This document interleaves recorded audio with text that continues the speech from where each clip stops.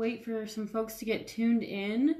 We're just here wrapping up week 5 up in Helena.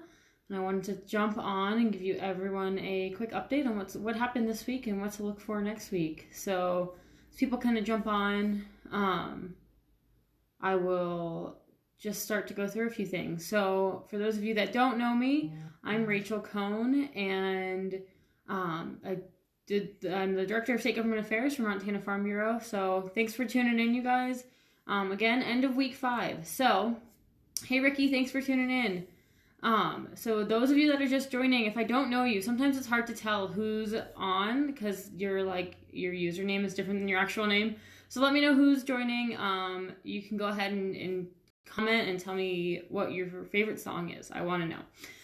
Anyways, so this week we started off the week really focused on House Bill 14, which has to do with bonding and different budgets.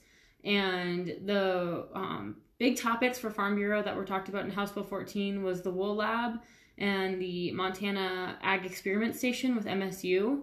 And we testified in support of those. We think it's really important. The Wool Lab at MSU is one of the only facilities in the whole state. One of those things they do. So we think it's really important to get that building updated. So we did support that and asked that the sorry, I'm sitting in the house and someone's moving a couch outside. Anyways, so we supported the Wool Lab in Mays, and then the next day they talked about the Montana Veterinary Diagnostic Lab. And we were actually so lucky that we had J.M. Peck, our Young Farmer and Rancher board member. He was able to tune in via Zoom and testify. This new lab is so important for all of our members, and it's really great that we could have a producer member as well as a member that actually sits on our board. He represents Young Farmer and Ranchers. He was able to tune in and testify. So as other bills come up, please keep an eye on your emails, and you'll see that we'll start asking for more members to tune in via Zoom to these committee meetings and share testimony. So if that's something that you want to do, make sure you're paying attention to those emails, watch for those action alerts that'll be coming out in the next couple of weeks, and respond to them. So with that, I'll kind of do a quick run through about some of the bills that we worked on. The first one was House Bill 93, which you may have heard about before. That one had to do with a certification for other kinds of natural resources to be considered not just weed seed free. So right now, a lot of the things that are certified as weed seed free are more forages, and this would open up so more natural resources have the ability to have that certification. It's completely voluntary, so we did support that, and we think that it has a lot of opportunity for producers all around the state. The next one was House Bill 261, which was a constitutional amendment that would limit the kinds of taxes that we can have in the state, and it would make it so we would have a mix of income tax, sales tax, and property tax, and at any one time we would only be able to use 2 of those 3. So Montana Farm Bureau went in and opposed this bill. We really would love to see a lot of property tax relief for our farmers and ranchers who do pay so much of it. We think it's really important not to limit that. We want to broaden the base of taxes. So we did go in and oppose that. There was quite a bit of opposition on that throughout other business organizations and tax organizations. So we'll keep an eye on that one as it goes. If you're just tuning in, I just wanted to, re-mention to you guys, I'm Rachel. I'm with Montana Farm Bureau, just giving a quick update on what happened on week 5. Thanks for tuning into the Instagram. When we get done here, jump over to Facebook, and Nicole's giving an update there. The next bill was Senate Bill 136. It had some clarification on language when it comes to permitting a water right. It's always been the case that DNRC provides permits to water rights based on the quantity of the water that's available. And that's the intent behind it. So the bill just clarified some of the language in there, so that's always the case. There has been some conversations over the past that the legal demand for a water right could mean that the quality of water has to be assessed, but that happens in other parts of statute. So this part right here is just simply for the quantity of the water that's coming through when people want their water right. So we did support that. There was a lot of support from other ag organizations as well, and we're hopeful that one will go through the way we wanted it to. There was also Senate Bill 161 that came through, and it's so subdivisions can get an expedited review. And part of that was in this bill was that these subdivisions would be exempt from getting a review of how they would impact agriculture. Obviously, it's really important that when buildings, towns are growing like a Bozeman, we want to make sure that agriculture is not impacted poorly. So that review is really important to ag.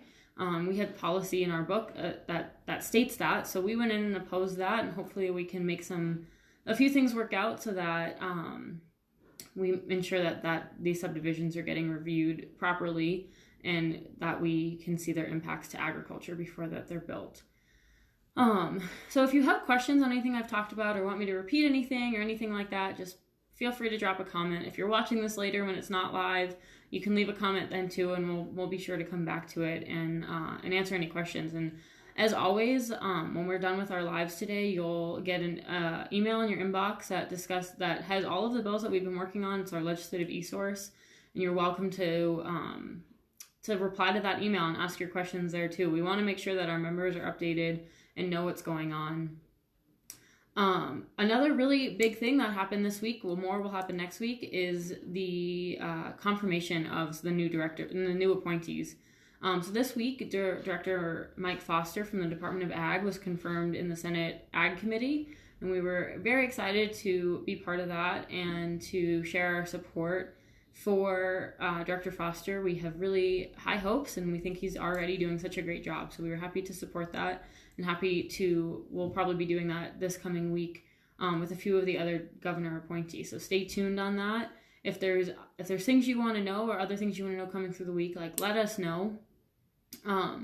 One of the other things this week that we had a little bit of a good change on was that we saw a lot more bills coming through. I know probably doesn't sound like it from the ones I talked about. I didn't speak on every single bill we testified on, but we started doing a lot more work, through the halls and that kind of thing. And we already have a ton of bills lined up for next week. So we're really seeing a lot coming through so they can all get heard and pass through their process as we get closer and closer to transmittal.